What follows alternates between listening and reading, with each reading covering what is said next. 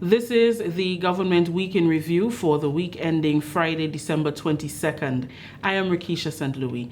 In the headlines, government negotiating team signs collective agreements with unions and prison officers welfare association. We'll have details to this and more when we return. Calling all songbirds and lyrical legends, the Independence Calypso Monarch is here. And this time, we're doing it bigger than ever as we celebrate Grenada's 50th. Over $50,000 in prize money to be won. Show your patriotism, devotion, and love for your country with your original piece under the theme One People, One Journey, One Future. Don't wait. Submit your song by January 4, 2024 to the Ministry of Culture or email it to sco@culture.gov.gd. This is more than a competition. It's your chance to be part of Grenada's once-in-a-lifetime Jubilee celebrations. Grenada awaits the next Independence Calypso Monarch, and it could be you. I'm addicted to Kaiso. Welcome back. The government negotiating team has signed collective agreements with the Prison Officers Welfare Association, Bank and General Workers Union, and the GMMIWU. The signing was held at the conference room of the Ministry of Infrastructure earlier this week. Labour Commissioner Sparker Grenade Courtney says agreements were reached in the spirit of collective bargaining since all were able to negotiate at the bipartite level. She said they are happy to have been able to settle a significant number of agreements this year, some which started as far back as 1998. That speaks well to a healthy industrial relations climate in Grenada. So far I have ratified 29 collective agreements for the year. So after we're finished here today, I think it will bring the number to 34 or 35, which is excellent. And I applaud the government of Grenada for setting the example in terms of negotiations and just setting a positive industrial relations climate for the other unions and parties, both in the private sector and parastatal organizations to follow. I think we've had a very productive year this year in terms of settling of collective agreements. Prime Minister Honorable Deacon Mitchell, who witnessed the signing, is pleased that it has been done before the start of the new year. Both sides, government and unions, recognize that we can disagree, sometimes strongly, but we can still do so at the table, and we can still look at ways of how we narrow the gap. We may not always get what we want, but that's the nature of compromise, that's the nature of negotiation. So I'm happy that 1 week before the end of the year, we are here, and this is not going into 2024. For my part, I certainly pledge on behalf of the government to do everything that we can to support workers. Mr. Keelan Latouche, chairman of the Prison Officers Welfare Association, says they were able to secure increases on 2 of the 4 basic allowances that the officers are paid, one of which is the risk allowance. He says the study leave plan for officers is one of the most important incentives they have received. We received 3 additional allowances or incentives, and first and foremost, the most important of that is the introduction of a study leave plan for prison officers. We know in Grenada locally, prison officers were called turnkeys on the outside. Some prison officers like myself, we consider that to be derogatory. So in terms of alleviating that concept from the public, we believe that we must first portray ourselves to be professional, and in order to do so, we would need the additional incentive to go out and study. We know that nowadays studying at tertiary level, it can be quite expensive and heavy on the pocket, and in this agreement we were able to get some additional incentives, not just being able to go and study, but additional help from the government so that officers can pursue studies in a related field. A health insurance plan is another major benefit for the Prison Officers Welfare Association. Oscar Williams, president of the Grenada Manual, Maritime and Intellectual Workers Union, commended the government for putting the interest of workers first. His sentiments were echoed by Mr. Joseph Mitchell, president of the Bank and General Workers Union, which represents workers at the Grambra Estate and Boulong Propagating Station. The fact that there were a lot of outstanding issues from the previous government for members in the school feeding program and on the estates, and I must commend the present government who solved these issues. Many of the negotiations that I've sat on with GNT teams in the past, there has not been a desire to settle on anything else other than salaries. And obviously that has been a tremendous disservice to those workers because they work very hard, farm workers work very hard. We understand how important they are in terms of developing the agriculture sector. And for those workers who have been sidelined for so many years, I believe it's had been a total disservice. So in that light, I commend the government in particular as the pioneer to the whole drive, and certainly I want to commend the GNT team. Ms. Siobhan Britton, Ministry of Finance representative on the government negotiating team, is happy that while the focus was on salary increases, they were able to deal with the subject of fringe benefits, which are seen as equally beneficial to workers. Even though we signed the salary increases a few months back, I think it's good that we were able to wrap up the fringe benefits as well this year and not have this drag out into the new year. And I would also like to reiterate that the tone that we had in negotiations was very amicable, even though we probably came in expecting battle. At some point, we maintained a level of understanding and mutual respect, and I think that we all wanted to achieve the same thing. Prime Minister Honorable Deacon Mitchell has reiterated his government's commitment to deal with issues that will bring greater benefits to workers in the new year. He was speaking during the signing of collective agreements between the government negotiating team, unions, and the Prison Officers Welfare Association. Prime Minister Mitchell made specific reference to the minimum wage, which takes effect soon, and appealed to employers and employees to do their part to honor the principles of the minimum wage order. The new order, which repeals the last order of 2011, takes effect January 1st, 2024. From pension reform for non-established workers to questions of ensuring that NIS is paid for all workers to make sure that they get the social security benefit. We have the minimum wage, which is going into effect on the 1st of January. The Attorney General and her team and the Minister of Labour, the Office of the Ministry of Labour has already published and widely circulated the gazette with the new minimum wage. We want to urge all our employers who perhaps may not yet be there to ensure that they can take steps so that when the first pay cycle comes in January, that they're compliant with the minimum wage. We don't want to have to bring you before the Labour Commissioner to answer for why you're not paying the appropriate wages. At the same time, we also want to encourage your employees, given that the minimum wage has been upgraded, to, as the old people would say, put your best foot forward and to come to work on time and to be productive and punctual. That's the only way in which the organization that you work for will grow. And that's the only way in which we will be able to get better benefits. Prime Minister Deacon Mitchell added that they also need to look at the subject of affordable transportation to and from work for some employees and closing the gender gap with regard to the pay differences between men and women. This is the Government Week in Review. When we return, temporary relief measures to be implemented to assist those affected by heavy rains to the north of the island. At the NIS, our team proudly works to support the evolving needs of Grenadians. We have made some changes to our operations and want to keep you informed. Firstly, we are happy to introduce the new unemployment benefit. This benefit will provide an insured person with 50% of his or her former income in the case of sudden unemployment. To support this benefit and other benefits we offer, it was necessary to increase the contribution rate. The contribution rate will increase gradually each year until it reaches 16% in 2031. As always, the contribution will be split between you and your employer. The pensionable age will also increase from 60 to 65 years. This increase will also be gradually reaching age 65 in 2029. Pensioners will continue to be eligible for a pension from age 60, but will receive a reduced payment. The NIS recognizes that the prices of basic customer goods are increasing globally.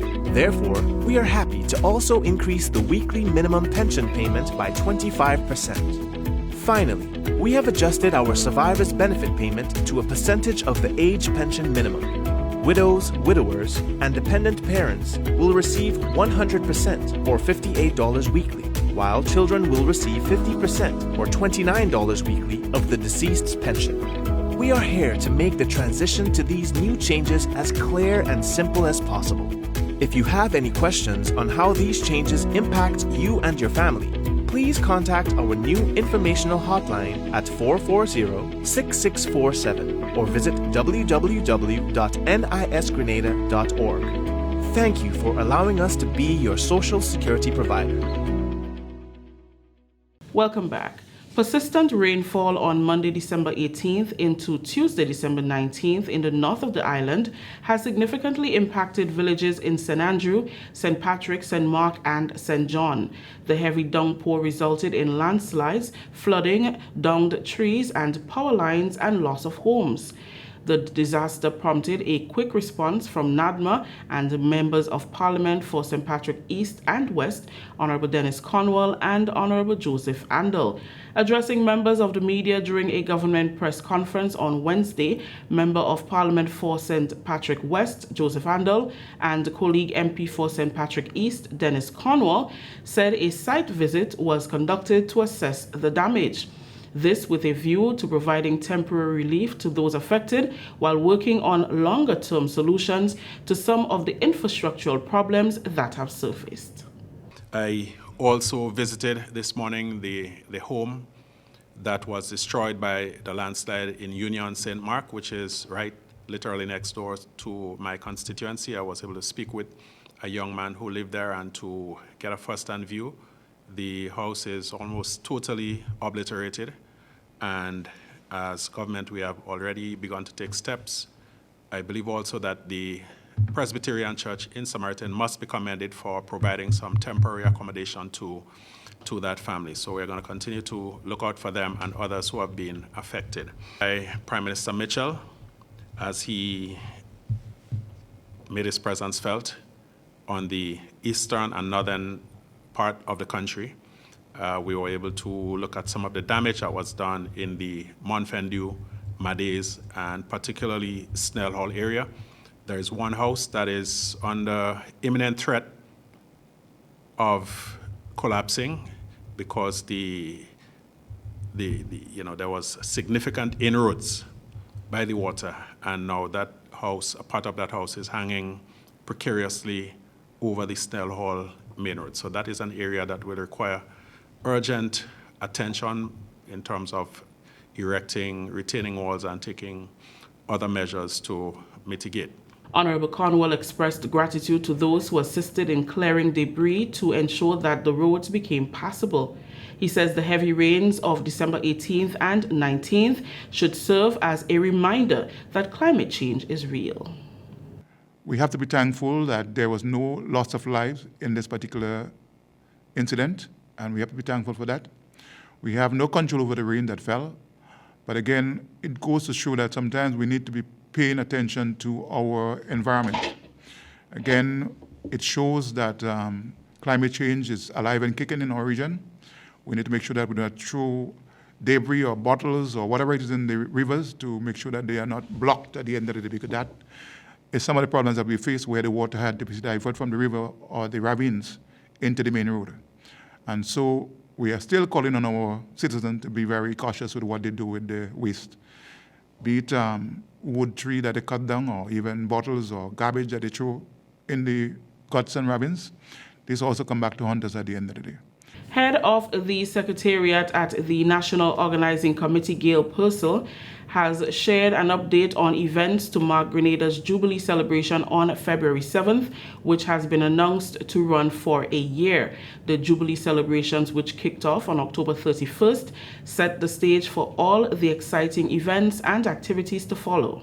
On January 3rd, we will have the unveiling of the CARICOM roundabout, and then we'll roll into on January 19th, where we have our youth symposium. And then we go into January 20th, is the first leg of the Independence Calypso Monarch competition. That's the semi-finals. Well, actually, it's not the first leg, it's the second leg. The first leg is the registration, which is currently open as we speak, but we'll hear a little bit more about that. But the first performances, public performances, will be on January 20th at the La Sagesse playing field for the semi-finals. And then we have our Golden Voices of Faith, our Jubilee edition of our gospel concert will take place on the 21st of January. That will be in Progress Park in St. Andrew. The 27th, that's when we will crown our king for the Independence Calypso Monarch competition. So it's going to be revving up the excitement. On the 28th, we'll be rolling out our sports event, which will be the Round the Island Flag Relay. And that is an interesting quadrathlon event. So we're most common or most familiar with a triathlon, but this event is a quadrathlon, meaning it has 4 sporting disciplines that will be competing in a very interesting combination of activity that will hit throughout the island.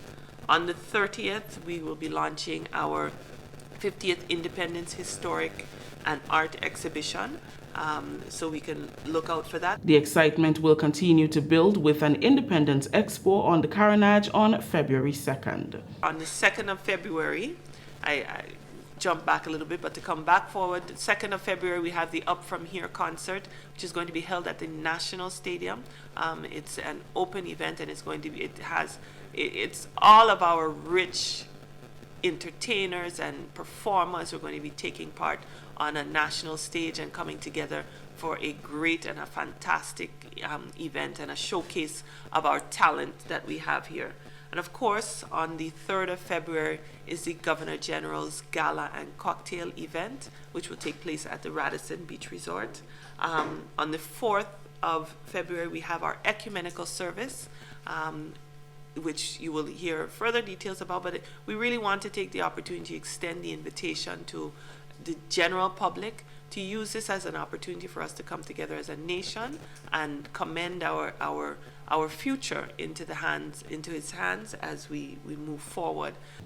Meanwhile, an increase in prize money has been announced for Calypsonians participating in the Jubilee Calypso Monarch competition. Creative Director for the 50th anniversary celebrations, Ricardo Kings Douglas, says the deadline for receiving entries is January 4th.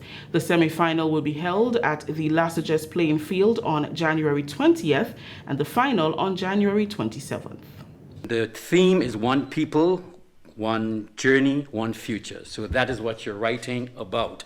We try not to be nothing political. It's all about being celebrating wonderful 50 years of Grenada. It's all very positive, high energy, and wonderful.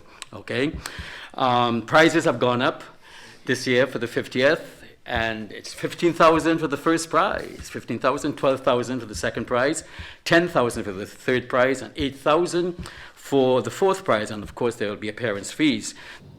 The Jubilee celebrations will also see the return of the National Honors and Awards, which will be held in accordance with the National Honors and Awards Act of 2007. Jacqueline Alexis, chair of the National Celebrations Committee, shares on the criteria for nominating individuals deemed deserving of such an award. The Honours and Awards Committee invites the public to submit the name of a person who is deserving of recognition for distinguished, outstanding or meritorious services or achievements, or for gallantry. You should include the date and place of birth, the place of residence, marital status, and a short testimony, I'll say that again, a short testimony on why this individual is deserving of an honour or award. Nominations should be submitted to the National Honours and Awards Committee, care of the Governor General's Office, and emailed to patogg@gov.gd. I'll repeat, patogg@gov.gd. gov.gd. Deadline for applications or submissions is January the 5th, 2024 at 4 p.m. We take our final break. When we return, we take a look at what's been happening in Carriacou. Calling all songbirds and lyrical legends, the Independence Calypso Monarch is here. And this time, we're doing it bigger than ever as we celebrate Grenada's 50th. Over $50,000 in prize money to be won. Show your patriotism, devotion, and love for your country with your original piece under the theme One People, One Journey, One Future. Don't wait. Submit your song by January 4, 2024 to the Ministry of Culture or email it to sco@culture.gov.gd. This is more than a competition. It's your chance to be part of Grenada's once in a lifetime Jubilee celebrations. Grenada awaits the next Independence Calypso Monarch, and it could be you.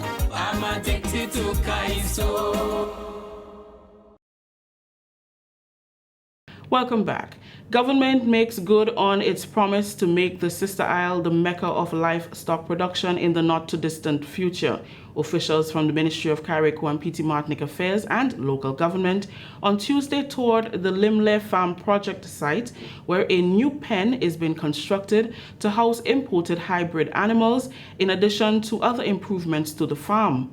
This is part of a food security project between Grenada and Carriacou, in keeping with plans to resuscitate the livestock industry on the island. Permanent Secretary in the Ministry, Javon Williams, gave an update on the project, which he said will be a game changer for farmers in Carriacou. To prepare, we have to get some hybrid animals imported to do animal husbandry and optimize the standard that we have here. To do that, we need the proper housing to keep these hybrid animals, because they become a special climatic condition and so on. So we are actually building a new pen with the support of the Ministry of Agriculture, Grenada. So we are doing a new pen to prepare for when these animals come, that we can properly house them and manage them through the project. At one time, this exact site, the Limle Farm, had a lot of nice animals being produced. We sold animals out there to different countries. But over the years, whatever reasons, we have lost that quality of animals. So one of the policy directive of the minister and this government is to ensure that we can reactivate this center as a fully developed center, so we can use it as a demonstrative arm and one also as a productive sector for government. Local farmers, he said, will be incorporated into the project to assist in integrating the imported hybrid animals into their farming practices. The intention of the project, the Limle Farm has its government workers. So while the project rolls out, we have to incorporate the local farmers. So the breeds can be passed on through a systematic way. So we'll have development and the spread of this new breed throughout the agriculture sector of Carriacou. A consultation was held on the island in October to discuss government's plans for the industry and address the challenges and concerns of the livestock farmers, which include limited land space and assistance with the construction of pens to control animals. Small business owners and residents in Carriacou commended the government and organizing committee for the first ever Christmas night market at the Botanical Garden. The event, which saw participation from over 15 vendors and entrepreneurs, gave the opportunity to showcase and sell their unique products and services. GIS spoke with some of the vendors and customers who expressed gratitude for the opportunity and called for its frequent staging. Being here today, it give well, not just me, but everybody an exposure. I'm happy, and I'm very, what I should say, I'm a lucky person, because from the time I get here, people start coming and buying. So, this event is a very good one, and it's a very good gesture. So I hope, the government or governments, whoever, continue this. This is something you could make money, because sometimes on a daily basis it's not so busy, so it doesn't really make a lot of money. But this gives us the opportunity to make some money. It gives us a little exposure and to make things easy for us. Because in a time like now, you need the exposure, the advertisement to continue the business. It's good. Thank God, it's good. It's For me, it's a good exposure for like people who don't know about me and what I do. So then it's a good thing. So then a lot of people could get to know more about me. My business could be more out. It's very nice. I think it's a very good initiative to get people out here with their local businesses in one spot so everybody could come out and have a feel of everything. I think it's good because I went over there to get some soap and it's all finished. And our stall is doing really good too, so I think it's fine. It is a great opportunity so I can get to promote my business further. It is very good, better than I expected. I'm seeing a lot of things traditionally, like local rum punch, local fruit cakes. The black cake is on again, so that is just a plus because it's the Christmas season. This should not be only for the Christmas that I believe. The botanical garden should be used. So I think that the business people now should come on board and start, for instance, like from the party to the Matterson, they should come on board and start bringing out the product. Because I think it's a time for advertisement also. So for me, it's a good initiative. Having fun, the music is nice, the lighting. I think that's a very good initiative and wish that they should continue it every year. Yes, I went to all the booths and I'm impressed, but I think the buying power of the people are not seeing them around. But they have a lot of variety of things that people should come and buy. It should be continued, I think, every mountain or something like that. The organizing committee also staged the annual elderly luncheon, family movie night, and carols in the garden as part of the 2023 Christmas in the Garden experience. And finally, Minister for Carriacou and Petite Martinique Affairs, Honorable Tevin Andrew, says government will continue to inject into the development and continuation of culture in Carriacou and Grenada. Speaking at the start of the 2023 Carriacou Parang Festival, Minister Andrew assured that 2024's investment in culture on the Sister Isle will be increased. The Carriacou Parang Festival, you can't go anywhere else and find a parang festival like ours. So therefore we must cherish it and give all the support that we can. And that is why the government of Grenada, again, through the Ministry of Carriacou and Petite Martinique, has committed to give all the support that we can. And we don't just talk about giving support, but we also put our money where our mouth is. And not just helping to keep the rich tradition regarding parang alive, but throughout. And I'm also happy to announce that come next year, that even more or greater support will be given towards parang and other cultural festivals in Carriacou and Petite Martinique. The 46th Parang Festival was held on the Hillsborough Court. Groups and bands participated in the Hosanna Caroling competition, the cultural explosion, and the much-anticipated Melee Parang competition over the three-day event. The Holly Jolly Heroes captured the top spot in the Hosanna competition on night 1.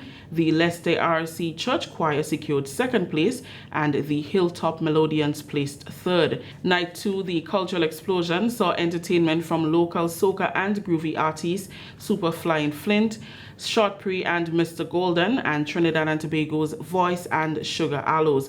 The Camoon Boys secured the coveted Melee Parang title on Sunday night, with BBH placing second and the Bel Air Destroyers in third position. Here are some highlights from this year's festival. What you want know is what we know, so we come here to let you know. If you think that you get away, we don't have you in we melee. What you want know is what we know. Bel Air Destroyers on the go, so we leave it to all you go tell us if it lie or true. Body's supposed to sell material, they ain't supposed to sell no scandal. What is really going on with Sarana and she husband? They say he's a co-worker cause it. She bent some cuff and she felt some kick.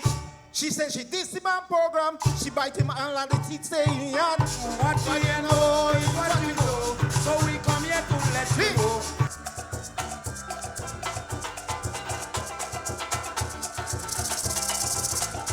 Have you ever wake up in the morning?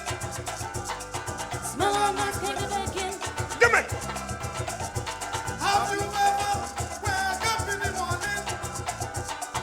Run it on, Baila!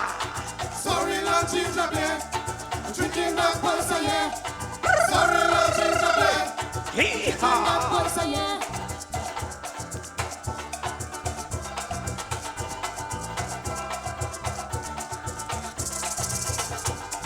you ever wake up Christmas morning? I come home back on the passing. Baila! Oh, what a joyful feeling. What the love we bring in. Yes! Where ox and feet on hay, his mother Mary kneeling down unto the Lord, what she pray. Oh, tidings of comfort and joy, comfort and joy. Oh, tidings of comfort and joy.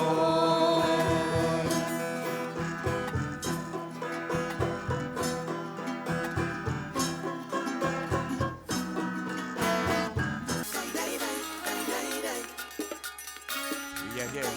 Come forward, yeah. Love your smile. Yes. Bring it on! Welcome to this party. You and your crew. Patsy, you ready? What we gonna do? We body on fire, like we catch the flu.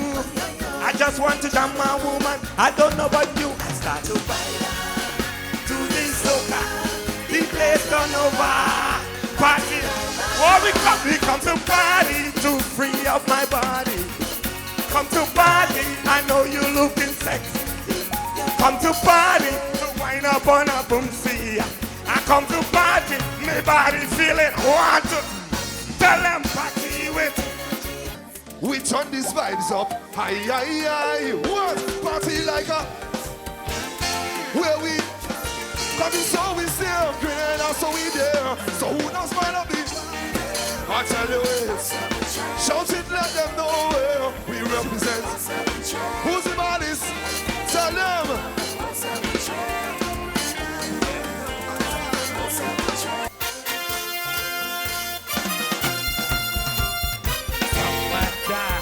Come on. I love spice. Let's go. Summertime. Come on. I love spice. Who know they are come here? Buckle up, make that trip. Come carriacou for the parentine. Start the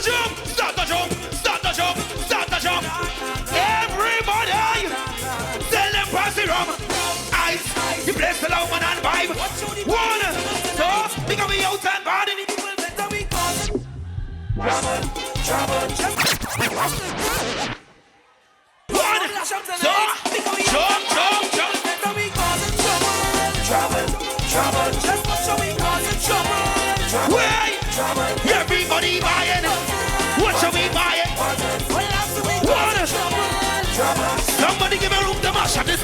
Front to the back, jump up and way. Whole nation is madness in here. Blink everything way up in the air. Show them out there. Front to the back, jump up and way. Look.